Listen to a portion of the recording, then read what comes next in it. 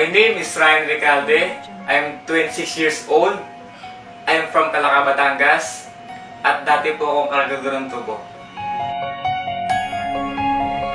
Audio Jungle. Na-involved ako sa Alliance in Motion Global when I was 19 years old. First timer! Before, working student ako sa Adventist University of the Philippines. Nag-work ako sa printing press. Audio Jungle. Audio Jungle.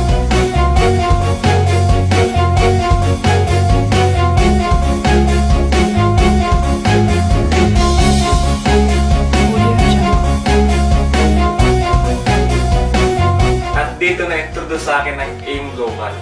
At doon nabuksan ang isipan ko at nabuhay ang mga pangarap ko. Hindi ako nakatapos sa pag-aaral, walang diploma. Kaya nakita ko sa AIM Global na dito mababago ang buhay ko. Kaya ginrab ko ng opportunity. Pero ang problema, wala akong pera. Kaya pinilit ko ang aking magulang na isang laang pinagtatayo namin ng bahay. Grabe, hindi pala ganun kadali.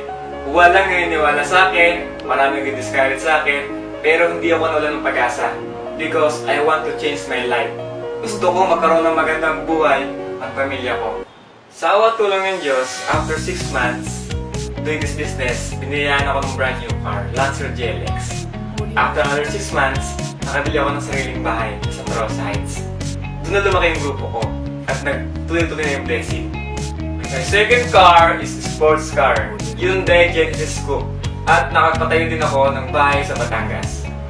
And my latest car is Montero Sports 2014. At kakabili ko lang ng kondo sa ADV Avenue Tower, malapit lang sa office.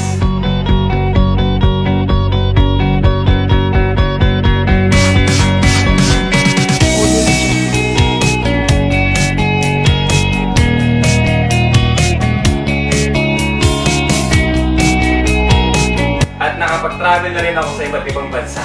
In my 6 years sa AIM Global, lahat ng meron ako ngayon, lahat ito ay galing sa AIM Global.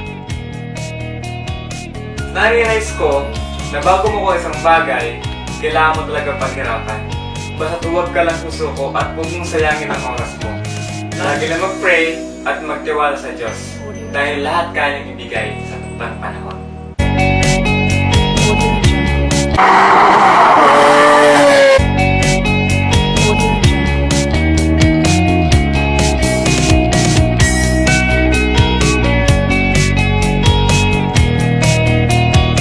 Audio Jungle. Audio Jungle.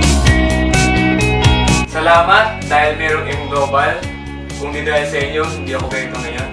And of course, my mentor, Kuya E, ang nagturo sa akin kung paano gawin ang tamang negosyo. Thank you so much. To God be the glory.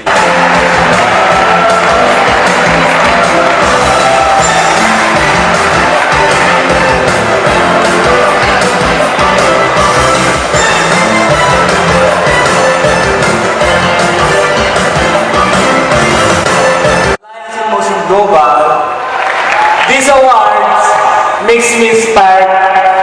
Thanks so much for buhay, Ansel. Once again, congratulations to you, man, for the album and story.